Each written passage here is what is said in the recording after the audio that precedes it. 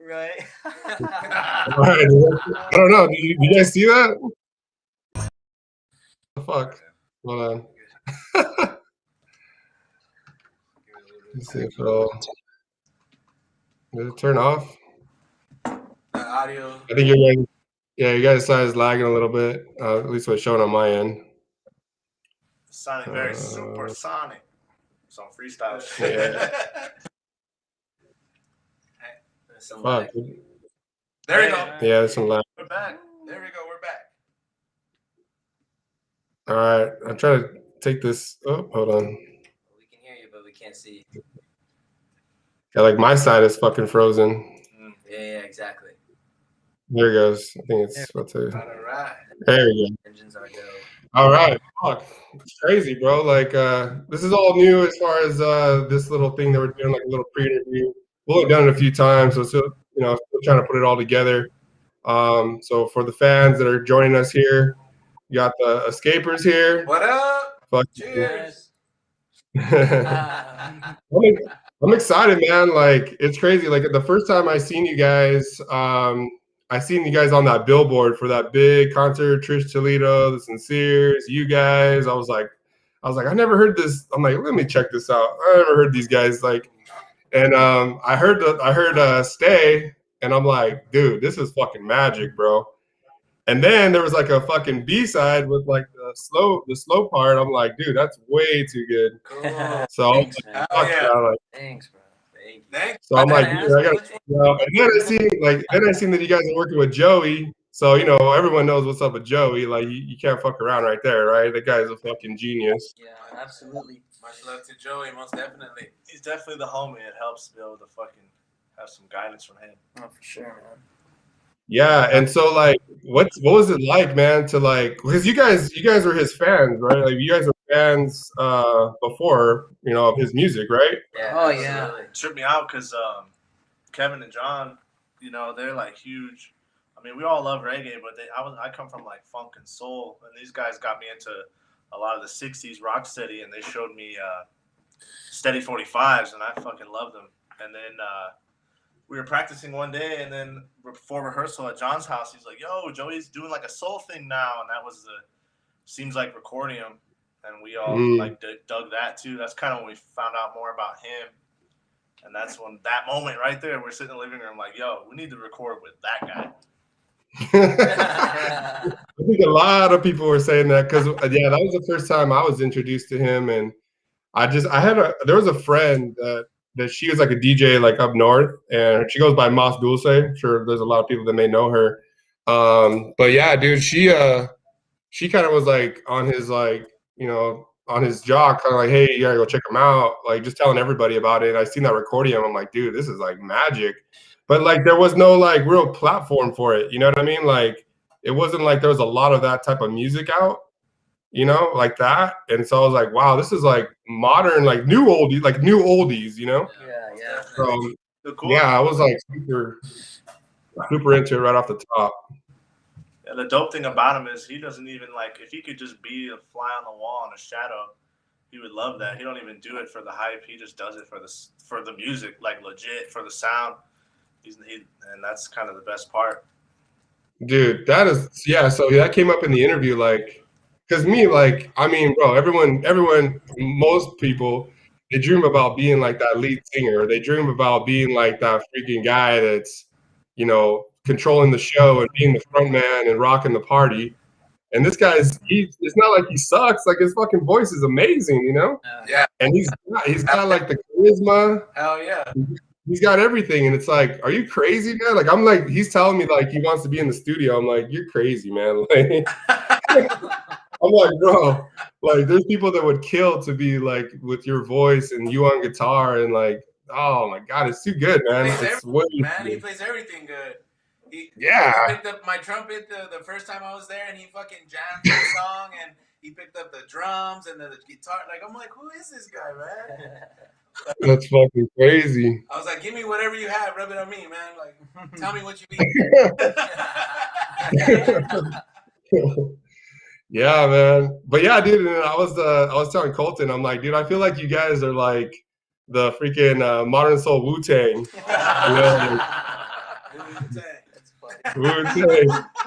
Because I'm like, dude, like, okay, like I was looking at like the lineup for that big show, and I'm like, bro, if I could be like on anybody's tour bus, it's a fucking Escapers, bro. Like, you say that now, bro. You say that now. After one no day, offense to anybody, I just know that's where the party's at, bro. You know what I mean? That's where the party's at right there. And I know that's if that shit goes down, it's gonna be like that. You know what I mean? We might burn the bus down. Yeah. For sure. That thing's gonna smell like some things. Oh man. Yeah, we definitely have our we like to have a good fair time. share and experience. Well, that's how this shit started. It was just a good time, like kicking him. Most definitely. Yeah, for sure. Yeah, so you guys basically, well, give us a little bit of backstory. So what I heard, just to kind of start it off, so you guys are pretty much like jamming in the park, right? And just kind of releasing some, just some free time and just getting some stress off your back and just kind of jamming out.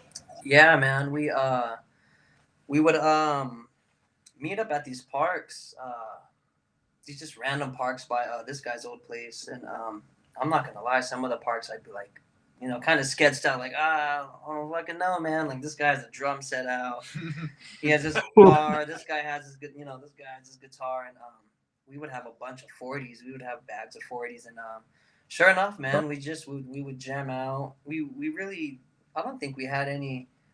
We probably had like a few original songs. We would do a lot of covers, but at the time, I'm from Hawaii, so I would bring my ukulele and we would do like, you know, reggae and stuff, and I would sing like Hawaii jams, and then we slowly kind of started just slowly transitioning. Actually, thanks a lot to well, everyone especially, but this guy like really started bringing out the bringing me out of the box in his exact words. I remember one day he was like, and it kind of pissed me off. We're in the studio. I think we were stoned. Yeah, it did piss me off. We were drinking and smoking bud. He was like, exactly like this, like, yeah, man, you know, let me know when you're ready to get out of the box. And I was like, what the fuck is that? What the fuck is that supposed to mean, man? And sure enough, we got out of the box, and I'm glad he you know, pushed it. Told me that and pushed it, because he definitely pushed us into a direction that I'm glad that we're on. Because I honestly don't think we would be where we're at for sure. If it wasn't for all of us putting our work, but Colt definitely has a big influence on, like, you know, really pushing us. And sometimes it's stressful, but I mean, music, like, I mean, you know, other musicians know, man, it's a stressful, it's a real emotional roller coaster, especially when you're working and, you know, you're doing all this other shit on the side. But it's a stressful roller coaster, but it definitely has its perks. Like, I really don't. I have friends, but I literally only kick it with these guys. It's a trip, you know. I have friends that I talk to on Facebook and Instagram, you know, from high school, but I only kick it with these dudes, you know. If I'm not with my girlfriend or, you know, my family, even if I am with my family, we throw barbecues. These guys are there. Like, we're definitely built a crazy bond and been through a lot of shit, man, on our own separate occasions and together too. So that's kind of like why we're the escapers, because we all like definitely escape, you know, a lot of like just past trauma and stuff we're going through now, man, through music. It's pretty wild. Yeah, and that's, you know, that's what everybody wants to hear, that story, you know. And if you guys are down to tell it, well, we can tell it in the interview, you know, if you guys are open to share that. Yeah, for sure, man. But yeah, so what was the park vibe like? Were you guys drawing crowds, or like were people just kind of tripping out? Dude, it was not even really a vibe at all. It was just like, hey, you want to kick it? Bring your acoustic, bring your snare. Who's buying 40s? And then fucking the dark corner. Yeah, we were just like, people would walk by and trip. People would trip out. But we were just doing it as like a try to get away from people. Yeah, we weren't even a band. We were just fucking around and like literally chilling. It was at that point where this guy's like, why aren't we playing music? Like, why aren't we doing this? You know, and that's, again, kudos to Colton. Yeah. I'm only like that because like each person plays a deep role, dude. It's like a puzzle piece, because all these dudes are so talented at their craft. So that's why I'm fucking pushing, because together it's like fucking, you know. Yeah. It's not just me, it's everyone as a whole. So I just kind of see the vision like, yo, let's not be lazy, let's get it. If If you want to be a musician, everyone in this group told me they want to be a musician. That's all I needed to hear. Like, if you really want to fucking do it, it ain't like Bentleys and fucking fun all the time. Yeah. And I think that's what it takes, for every band out there that's ever made it big and pushed themselves to the top. It's like, you got to have an engine, right? You got to have someone it sucks sometimes that like that person's going to be on you, but it's like, you just want to push them to be their best. Yeah, for sure. But every band has that person. Like I just watched this interview with like Tom Morello, and he's talking about like how he was just trying to do like an album like every 6 months, which I would fucking love. But like, the band was like, no fucking way, But it's just, he's that engine, he's that engine. He's gonna be the guy that's just kind of just setting the tone, and that's cool that you guys have that in Colton, Yeah, Colton's definitely like.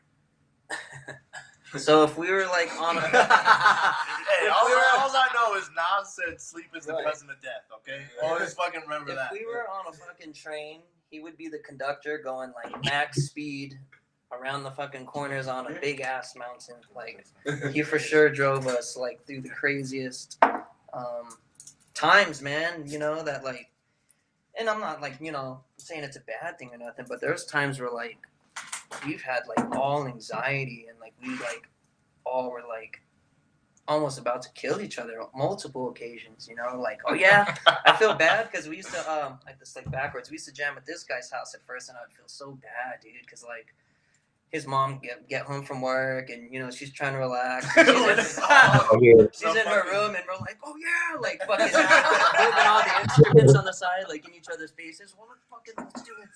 But I mean, all in all, man, like we're all. This guy's the fucking rumbler, dude. He like the littlest guy has the biggest, shortest fuse. Smack anybody up, dude. Fucking Mighty Mouse. But we have a lot of fun, man. We definitely. We built like a bond, like I can honestly say these guys are my best. I would die for these dudes, man. Like we're all really fucking best friends. Like we've been through really crazy shit together. Like especially this dude and this guy. I've known them since fucking high school. I've known them before I was a musician, when I was like breaking into cars and doing stupid shit, like way before I even knew that I could even sing, like I was just doing the dumbest shit. Don't incriminate yourself. But yeah, I've known these guys forever, and it's just we're all brothers, man. It's all it really comes down to, like we put everything into what we do, and usually it looks like, I mean, from now, man, it still blows me away, like everything, all the stress and blood, sweat, and tears, it came out to be like on the most positive side. We still got a lot more to do too. We definitely do. Yeah. And I think like every song, even maybe like every performance, like when you guys do like a show or drop a song or something like that, it just like you have all that tension like working up, you know what I mean? Yeah. Like you're working on these songs, you're grinding, you're freaking like coming up with ideas, your mind is going a million miles per hour. But once like stay, like I seen like a clip of you guys, like someone, I think it was Jimmy Reyes. Did Jimmy Reyes play your song on the radio? Yeah. Much love to Jimmy. I just see like Johnny just like looking at that radio, like you could tell like it's just holy shit, like this is happening. Like bizarre, dude. Yeah, we were at my mom's place barbecuing, and Jimmy messaged me. I'm playing your stuff right now on my radio. I was like, what? Oh shit! It was funny because we had just met him like the week before. It was funny because this guy didn't know about it. I was on my phone. I was like, all right, man. So I turned the radio on. No one knew, and they play it, and we played. And Jimmy's like, these guys are barbecuing right now. And Coach is like, what the fuck? Barbecue. Where the fuck is this guy at? That's so sick. I mean, that's everyone's dream, though, right? I mean, that's everyone's like it's bizarre, fucking. Man, it's bizarre to this day, dude. It trips me out, man, because it's definitely wild. Like I sang, like when I was first singing, before I was like, I want to be a singer. I used to produce music, and I would make beats for my buddies, and I would just sing to them, by myself as a teenager. I didn't know I could sing. And I actually sounded like really, really, really, really, really, really, really bad back then. I used to use the auto-tune and shit. I was like 16. And I would just sing to myself, dude. And then I met these guys, and it was actually Kevin that pushed me to actually start singing. And it was really uncomfortable because to this day, it's hard. It's weird, man. It's really, I don't know how to explain it. I sang karaoke a lot, like really just hammered, and so that kind of helped. But like when singing on the spot's really difficult. But when I'm like, if I'm by myself, but if I'm with these guys and we're on stage, jamming, it's completely comfortable. So Kevin definitely broke me out of my comfort zone of like, and he wasn't really nice about it too. Like, you're gonna fucking sing. Like, I'm gonna play my drums. You're gonna fucking sing, and I'm like, nah, man, and then fucking. Shit, 8 years later, we're in a band, dude. It's a trip. You said it best though. All that tension, like when you play the gig and the gig's over, and you can all grab shots after, and it went okay. It's like the biggest fucking breath of fresh air. And it's funny too, because it's like months, maybe not months, like a whole month of just grinding, almost beating each other up, like. And then we play a 30-minute set, and it goes so fast, and we're like, damn, man, we sounded great, man. We were mad, and then we were all hugging and taking shots, like we're all mad at each other for nothing. And then we got another show next month and the same shit. Go through all this. I'm like, wait till COVID's over, baby. We got way more shows. Shout out to Jimmy. And it's so crazy. Oh, go ahead. Sorry, cut you guys off. I just said Jimmy Soul's on there. Jimmy, what's up, man? What up, Jimmy? Oh yeah, Jimmy. I see him on. He was on. I'm trying to get everyone. If you're watching on Instagram right now, the link's in the bio. Just go to Universoul Groove on the YouTube, and you'll be able to see what we're looking at here. I just kind of went on Instagram, just kind of let everybody know that we're live with the Escapers. Yeah, man, just that. It's kind of cool too. Like I was telling Colton, like I used to be in a band, and when you're when you're in the studio and you play this song like a fucking million times, you kind of like wear off. It kind of wears off on you, like how good the song is. Because when you first came up with the idea, you're like, this is fucking magic, right? That's why we're playing this shit. Right. And then when you get on stage and then you hear like the loud sound, you feel the crowd like feeling what you guys are doing. It's like, oh yeah, this fucking shit is fucking dope. So you guys feel that like in the middle of the song, like, oh dude, this shit is so good, Sure. It's crazy, dude. Because with all of us, like we have at the least like 10 plus years. Like Daniel's been playing music his whole life. Colton has. Kevin and John were in a band before. So I honestly think like I have the least musical like experience as far as like lengthwise. You know what I mean? And you're the missing link, bro. Yeah, dude. But it's just a trip because when we're like, it's just natural to us and we beat ourselves up. And then when we go on stage and see the reactions, I'm like, damn, dude, like, fuck, they love that shit. And then it's just like, I was overthinking. You know what I mean? Like, fuck. Yeah. And I think that's what's like. I think my problem back then, and even sometimes when I DJ, like now that we DJ, we do like events and things like that, and we go live. And sometimes I'm just like so hard on myself, and I'm like, man, like I should just enjoy the moment, instead of like beating myself up about just every like, oh, I should have went to that song or this or that. It's like, I just enjoy it. I think because this moment that you guys have, we hoping it lasts forever, right? Yeah. But it's like it's always like, what's the next song? What's the next song? What's the next song? And so, but right now, man, like the stuff that you have, so Stay's a hit, and then the other song that I heard, what was that song, Colton? Shame on Love. Shame on Love. Shame on Love. That's a fucking banger, right? But that's coming out. Thank you. That's coming out February. Well, pre-orders start February 23rd at Mango Hill. Shout out to Mango Hill. We'll get into that, but dude, Jason Joshua. Yeah, man. Like he really gave us like the hand and the trust.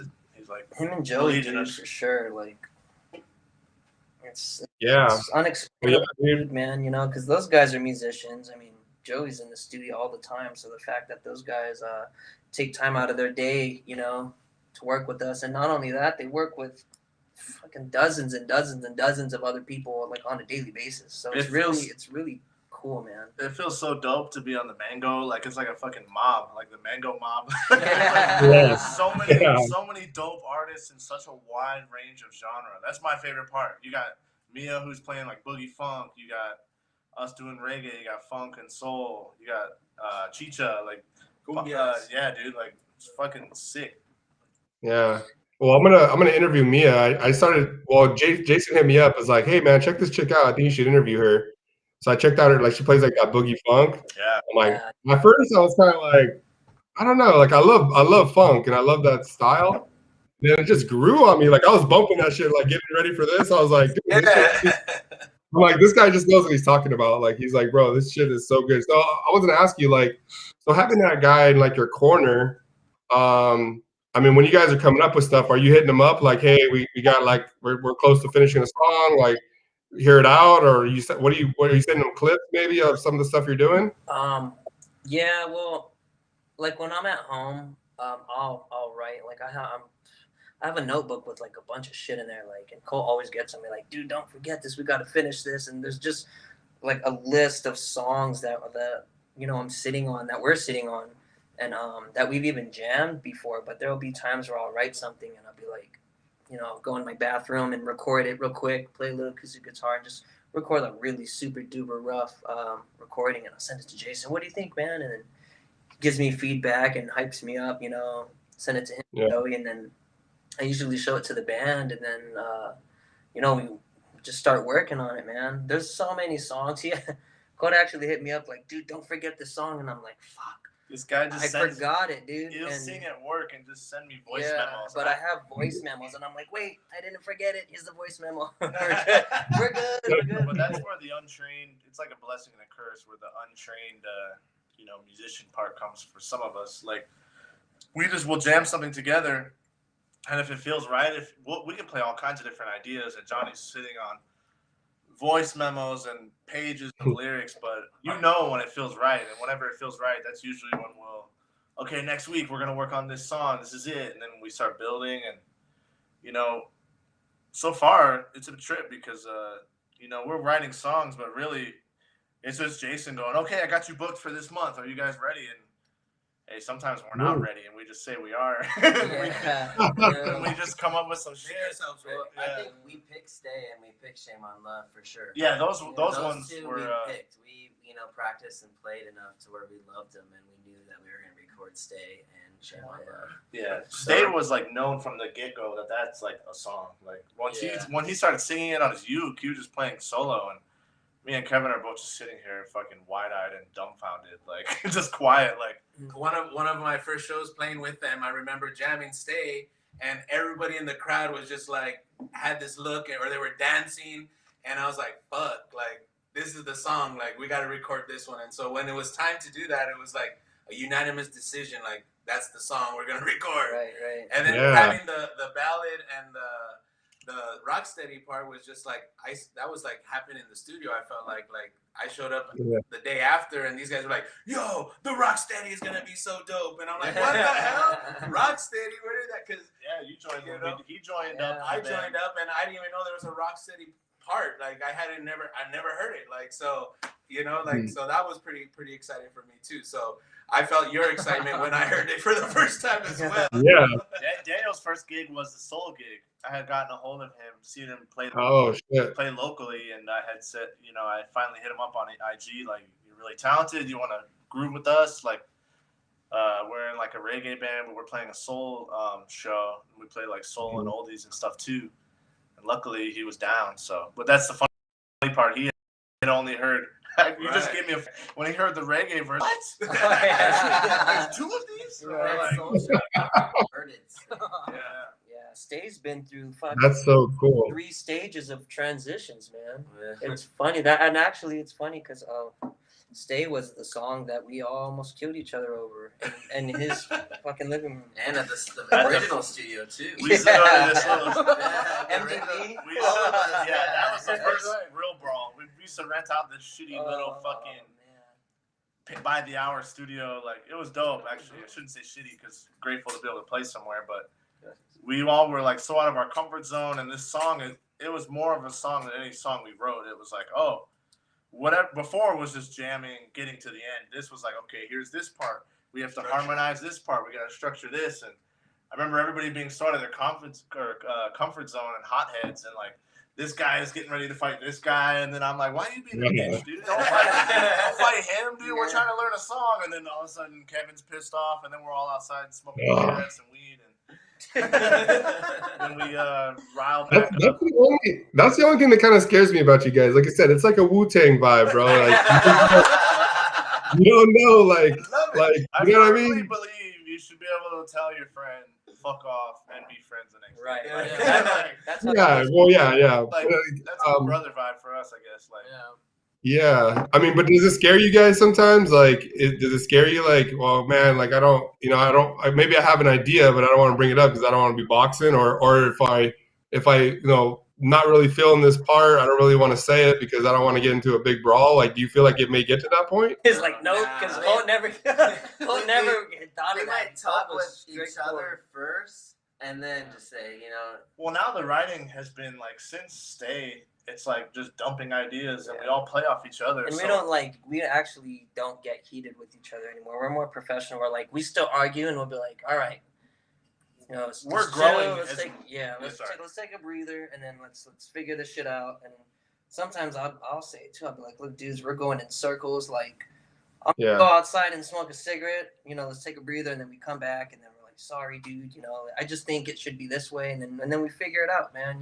Yeah, that was when we were first starting to write. Yeah, at first, for sure. When we were like I was drinking a lot too, man. Like I calmed down a lot on my drinking. I have a beer. I think that's what scares me. I think that's what scares me the most, the drinking. Like do you? Well, you said you cut it back. Do you feel like it was being an issue, like at all, or or does the drinking help you just kind of loosen up? So for myself, I mean, just speaking for myself, it was like a double-edged sword, man. And I actually Jason called me one time, and it was actually a couple weeks ago, and he actually opened my eyes a lot, and I love Jason for that, man, because he doesn't just care about the music, he cares about all of us individually, about our life. And Jason called me and he was like, man, like I'm just a little worried, man. And he talked to me, and that's when I was like, yeah, I'm cutting back. I'm gonna be a man and be honest. I used to get trashed, dude, to where I'd be very, very, very embarrassed the next day. Like these guys would show me pictures. We would go to where did we go to? Golden Tiki. We went to Golden Tiki. The zombie and photo. I seen a picture of myself, and I'm like, I don't remember none of that. And I'm just like, I see videos, and I'm like, oh. And I calmed down a lot. I have a daughter now too, so it's like I definitely, an amazing girlfriend. So I definitely calmed down. That grounded me. Along with these guys, like we all kind of mellowed out. So now we know our limit for sure. Like especially this guy, like every time we meet up here in jam, we kind of like just all agreed, if we're gonna smoke, whatever, smoke a tiny bit, know your limits, don't get too fucked up, wait till after, So we kind of, in defense of everybody, like literally, homies, the fact that we were kicking it every weekend was a party. It was like none of this shit was a job, and now like we're in the spotlight, so we had to dial it back. Like, okay, this is like we have a record out now. People are watching this. Like for sure, this is like So we know how we can balance it back a little bit. There's still room for good times just after the work is done. It's just kicking it with your best friends, and then drinking, and you just kind of take it too far. Eventually, we caught on. So and we can't have you bust like an Amy Winehouse or nothing like that, bro. Like, no way. Sure, man. It came up in an interview with Amy Winehouse and just the craziness that happens. I mean, the drugs, the alcohol, that stuff. It can bring out the best and it can bring out the worst. Oh, absolutely. But I think just hearing from the outside of you guys, what you guys are saying, it's like you guys, I think, just all realized right now that like that's those songs that you're coming up with. People are hearing them. You guys have like a treasure. And I think you're not going to let that fucking slip, because now, like, okay, like, this is a fucking bona fide hit, right? Because, dude, I'm having friends that I haven't heard from in a long time call me and, like, you're going to interview those guys? Like, I just heard their song. It's crazy. And they're like, dude, I just can't stop playing it. Like, I was telling Colton, like, I have a friend, like, she's like tying her daughter down and, like, listen to the song because she loves it so much, So dope, man, that's so like now that you guys are, I think, just seeing that, like that you guys can, do this. It's not a fucking joke, This shit is for real now. For sure. These are dreams, what I'm saying? It's dreams come true, and I'm not about to mess that up for sure. Yeah, don't fuck that up, man. And I'm gonna get fucked up after the show. Once my part's done, right. Yeah, because you still need the antics. You know what I mean? Like the Rolling Stones wouldn't be the Rolling Stones without the fucking bullshit. You know what I mean? Jesus Christ, how did those motherfuckers? you say it's like helps, it does not. When you get fucked up, your musical, well, at least mine does, starts to go down. I can't sing for shit when I'm hammered. It sounds bad. Yeah, we do not perform drunk for sure. Yeah, it's always happening. Yeah, I think that's why it's such a party, because it's so much pent up, like ready to release this music and stay on your fucking A game, and then when you're done, it's just like let's fucking flip this table and fucking cash out this bar. Yeah. Well, you got to celebrate, man. You got to enjoy the ride, you know. So I was going to tell you too, like, so the love that you guys are getting, I'm pretty sure you're hearing it, right? You guys got to be hearing this by now. I mean, everyone's on it. What does it feel like to just have? I mean, you guys getting noticed yet? Like, hey, or no, not just yet. It's wild, man. Tell them about your work, bro. That story. Yeah, that's what I was gonna say. It's wild, man. I just got a new job. I've been there for a little over a month now. I was a security guard at a fucking casino, and then I got a job. It's funny, being a cultivator at a dispensary, so I grow weed. And there was a there was a coworker. It's funny. There's a guy that follows us on IG. He follows all of Mango Hill. His name's Juan. He's actually a manager there. And then there's another guy, Victor, real cool cat, really cool dude. It was like my second day. I have an escapers, cap, and kept looking at me and like looking at my cap, and I'm like, dude, it's my second day. Like, this guy probably doesn't like me. And then he comes up to me one day, and I'm in the grow room de-leafing, really loud. And I'm listening to music, and he goes, hey, man, he says something to me, and I'm like, oh, take my earphones out. What's that, bro? I was like, what do you know about the escapers? And I was like, I'm sorry? And he goes, your hat, the escapers, what do you know about them? And I'm like, oh, that's my band, dude. And he goes, wait a minute. He goes, wait a minute, what's your name? And I go, oh, my name's Johnny. And he takes his gloves off, and he's like, dude, shakes my hand. I love your guys' music, man. And, I got your guys' record. I bought the record. I got the shirt. I love Mango Hill. I love the Altons. And he's one of my really good friends now. He's been teaching me a lot at work. And I promised him, if he's watching this, I told him, yeah, dude, if we play a show out here, which it's going to happen, I'll take you in the green room, introduce you to the Altons and Joey and everyone. He's like, oh, and I'll bring weed, man. I'll bring weed. And I'm like, yeah, man. Well, Juan, it's been recorded. Yeah. It's fucking so tight. Yeah. Seat over here, bro. Hey, what's up, babe? Victor's in the house. Where'd you come from? You gonna share some of that? The bass player just got here. We all got different schedules, so. But yeah, man, it's cool. The love is. I'm still not used to it, man, and it's not a bad thing. It's just very, very cool, humble feeling, man. Like, I'll have random people message me, yo, man. Much love from California. Like, I love your music. I'm like, dude, I don't even know the person, and I'm so blessed. I'm like, thank you, man. Like, cause me, like, we all have our own issues. Mine, unfortunately, I had really bad depression, and I'm actually a lot over that right now. So just the all the kind words and the love and the good vibes really helps me out personally. I'm pretty sure it helps all these guys out, but it helps me definitely, like, that people love our music, because I never would have. Dude, I wrote Stay when I was a security guard at the casino. I was walking around. I wrote it, showed these guys. I never would have guessed that, one, it would get recorded. I never would have guessed it would have got recorded at Joey's studio, which was that still blew me away. And I never would have guessed it would have, got to where it's at now. It's fucking nuts. And he wants to record with us after we fucking get out of studio. Yeah, that was cool, man. I was scared. I told these guys, let's not fuck this up, man. Like, let's not go in there acting like Vegas boys. And we went there, and sure enough, dude, we all had a blast, with Joey, and that made me happy. I'm like, oh, dude. Well, that's the trippy thing. It seems cool, like Joey's like one of us. Like, for sure. He is, but it seems like we've been kicking it with him for like as long as we've all been kicking it. Everyone. Yeah, and that's another thing too, because I think he really, if any producer understands like the music that you guys are doing, it's be him, right? Oh, for sure, dude.